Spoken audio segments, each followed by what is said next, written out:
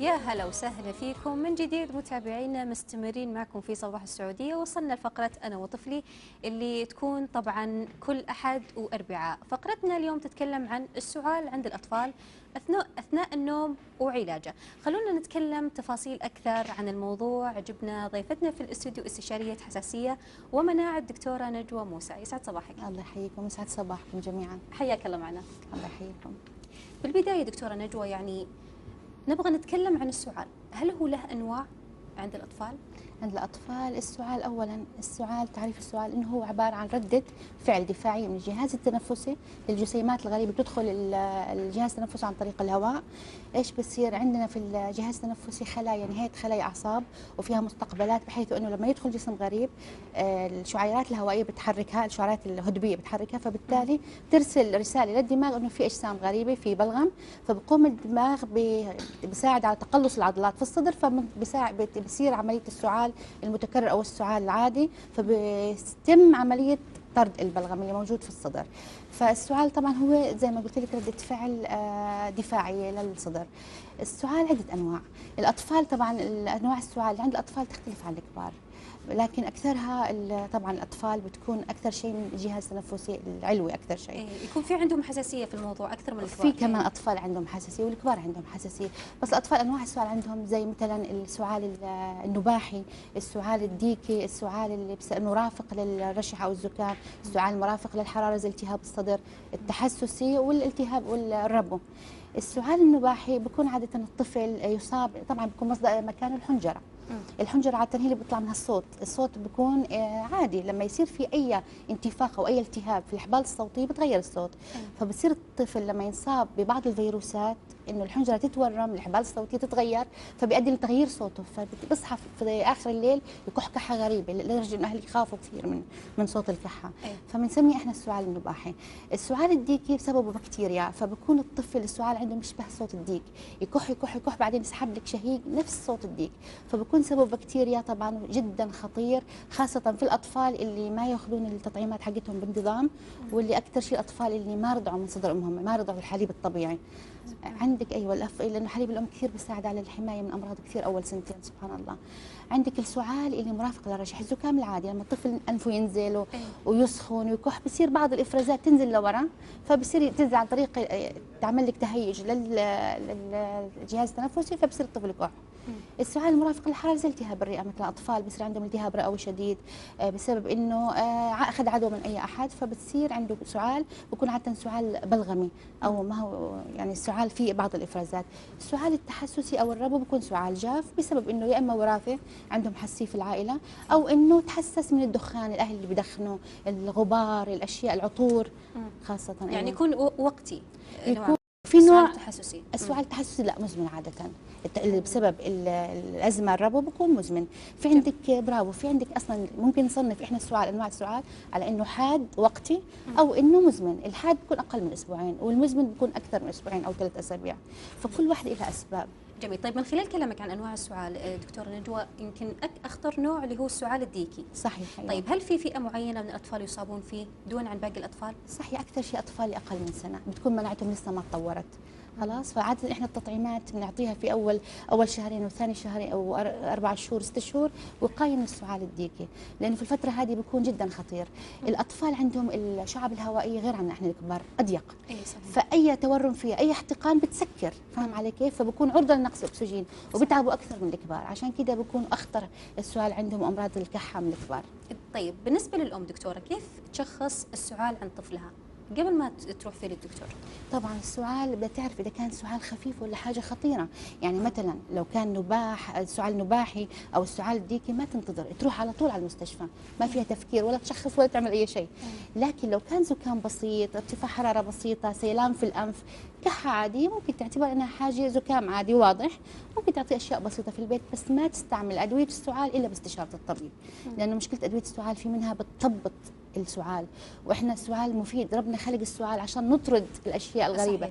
تيجي انت توقفي السعال في بعض الادويه بتجمعي الافرازات، احيانا بصير بنسد التنفس واحيانا بيؤدي للوفاه من غير وساعات أيوة. ممكن الدكتور برضه يكون انه طريقه لاخراج هذه الاجسام الطريقه الوحيده هي السعال. صحيح. فهي سكرت برضو هذا المخرج. صحيح. طيب نتكلم دكتوره عن تشخيص المستشفى للطفل مثلا وقت السعال. يعني كيف الام مثلا تكون متابعه لطفلها في الموضوع؟ يعني لما قصدك اذا بدا السعال التابع اي بالضبط، العلاجات يعني العلاجات على حسب الحاله، طبعا عده انواع من السعال. لو كان سعال عادي زكام عادي بسيط ممكن تعطيه زي ما قلت علاجات بسيطه اللي تخفف منها، بس لو كان ربو لازم تتابع عند طبيب الحساسيه بحيث يعطيه البخاخات الوقائيه، يعطيه الادويه المناسبه. لو كان لا سمح الله سعال ديكي يحتاج الطفل يتنوم ياخذ مضاد للبكتيريا، لانه سعال ديكي سبب بكتيريا اسمه برتوسيس او انه اسمها برتوسيس. او اذا كان السعال النباحي بيكون فيروسي بيحتاج انه يعطيه بخار يخفف من الاحتقان حق الحنجره. ايوه. فكل سعال بيختلف على حسب متابعته. اللي بتنوموا عاده بيطلعوا بتحسنوا، الاطفال السعال الديكي والاطفال الكروب او النباحي. احيانا التهاب الشعب الهوائي بسبب فيروس خطير جدا، في فيروس اسمه الار اس في لما يصيب الشعب الهوائي بسبب اعراض مثل الربو تماما، وممكن يؤدي الاختناق وممكن يوقف التنفس، خاصه في الاعمار الاولى ال6 شهور. عشان كده احنا بنركز على الاطفال في 6 شهور. اذا كان في سعال وفي سعال شديد وتغير في اللون توقف في النفس، لازم على طول يتنوم الطفل ويروح المستشفى وياخذ البخار المناسب له والادويه المناسبه له. جميل. طب يعني بعض الامهات دكتوره ما يكون عندهم الخبره الكافيه، يعني يتم للاسف اهمال السعال عند الطفل يوصل لمراحل خطيره.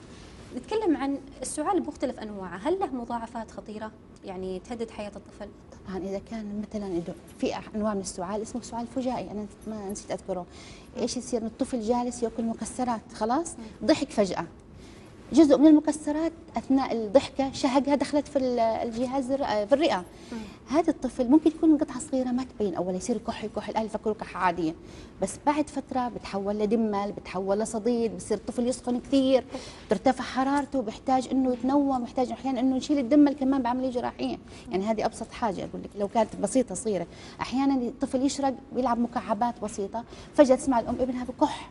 الكحه هذه او الشرقه هذه حقت الالعاب او المكعبات لو ما استعجلت ودته المستشفى او عملت طريقه معينه لاخراج الاجسام الغريبه ممكن تؤدي للوفاه. فبالتالي الام لازم تكون عارفه ابنها متى بيكون مرحله الخطر. اكثر شيء تعرف الطفل انه اللي عنده سعال في مرحله خطر اذا تغير لونه اثناء السعال، يصير احمر او انه يصير لونه ازرق، او انه مثلا فجاه يكح ويتوقف النفس ويطرش بكثره. فهذه كل اشياء بتحتاج انه الام تكون متابعه للاطباء وتكون بسرعه ما تتاخر على الطفل، تتصل في المستشفى. أيوة. صح، وخصوصا الحين دكتوره يعني مع تغير الاجواء وتغير الفصول، صحيح. ان شاء الله ان الامهات الحين يكونوا منتبهين معنا، ينتبهون الاطفال بمرحله الزكام. صحيح. لانه للاسف ساعات يصاب فيها والطفل يعني بعمر لسه متقدم، يعني لسه صغير، فان شاء الله انهم منتبهين معنا. طيب في مركبات منزليه تقدر انه الام تتبعها مثلا تهدي من السعال عند الطفل قبل ما تتجه للمركبات الطبيه؟ صحيح، في اشياء بسيطه تعودنا عليها اهالينا واجدادنا وامهاتنا، انك مثلا الاعشاب الطبيعيه، الاعشاب البابونج، عندك المليسه، عندك الزعتر، كلها اشياء يعني شربها بخفف من البلغم، بخفف من الكحه، بيساعد على زياده السوائل الافرازات. اذا كان في بلغم بيساعد على زياده انه يخفف من تركيبته، بيرطب الجسم، بيقوي المناعه. ايضا العسل لو اضافته طبعا فوق عمر السنه، لانه اقل من سنه العسل لا يعطى الاطفال اقل من سنه، في بكتيريا بتاثر عليهم. كمان هو بيقوي المناعه وبيحسن السعال. اذا كان السعال اللي هو السعال بسيط ما هو السعال الشديد جدا، ممكن تعطي اشياء منزليه في البيت، تعمل بخار من النعناع او تجيب شويه نعناع تغلي نعناع والبخار يستنشق الطفل.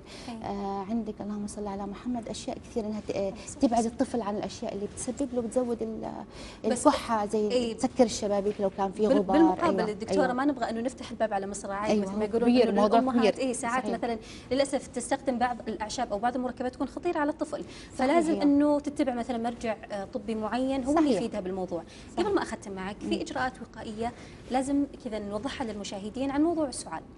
صحيح، الاجراءات الوقائيه حمايه الطفل اول حاجه بتبدا من الولاده. انا بنصح الامهات كلهم يرضعوا رضاعه طبيعيه، لانه الرضاعه الطبيعيه في اجسام مضاده بتحمي الطفل من الامراض الفيروسيه اللي بتصير في الرئه وبتعجل على شفائها. اول خطوه الرضاعه الطبيعيه. الشيء الثاني انه الطفل لما يكون اكبر شوي يتغذى كويس، يشرب سوائل كثير، الفيتامين سي اللي موجوده في الفواكه، ما ياخذ لي مركبات فيتامينات. الحاجات الطبيعيه هي اللي بتساعد على رفع المناعه وبتخفف كمان من السعال. انه الطفل الام لما يكون طفله رايح للمدرسه خاصه في البرد الايام الجاي تلبسه كويس، تحاول انها ما تكون تغيير مفاجئ لدرجه الحراره. اذا كان في البيت دافي تغسل له وجهه قبل ما يطلع، تحط له كمامه على وجهه او تحط له شيء الانف والفم. عندك كذلك انه الطفل ياخذ كفايته من النوم، الطفل يكون كمان نشيط في البيت، ما يكون خامل. الرياضه بتقوي المناعه ايضا، بس ما تكون طبعا رياضه عنيفه بحيث انه بتزود انه الكحه. الشيء اللي يقدر عليه، شوف الشيء امه اللي وش يقدر تسوي عليه، ايوه. ويطبق واهم معه. حاجه التدفئه في البيت والتغذيه السليمه اهم حاجه. أيوة. جميل، بصراحه كفيتي ووفيتي. الله يسلمك. الدكتوره نجوى موسى، الله استشاريه يحفظك. اطفال وحساسيه ومناعه، كل الشكر لك. احنا الله مجهزين يسلمك. استطلاع، انا باخذ رايك في الموضوع، انه عاده مجتمعيه نتمنى انها تزال من المجتمع وما عاد نشوفها. إن شاء في الله. عندك عاده معينه قبل ما نطلع للاستطلاع؟ عادات اللي موجوده في المجتمع انه إيه؟ الاهل يعطوا على طول دواء كحه لحالها، من الام بنفسها بتروح على الصيدلي بتشتري علاج تسمع دواء رأي كحه، بعد صاحباتها صديقاتها وبتعطي دواء كحه، الطفل بتعرض بتحول المشكله الخفيفه لمشكله اسوء. فهذه من العادات السيئه للاسف. أيوة. جميل، انت جبتيها لنا من الجانب الطبي. أيوة. جميل، يعطيك العافيه، ما الله يسلمك. قصرتي، الله يبارك بنشوف فيك. ردود فعل الناس وكل الشكر لك، يعطيك الله العافيه. يسلمك، شكرا لكم. مشاهدينا خلينا نتابع الاستطلاع.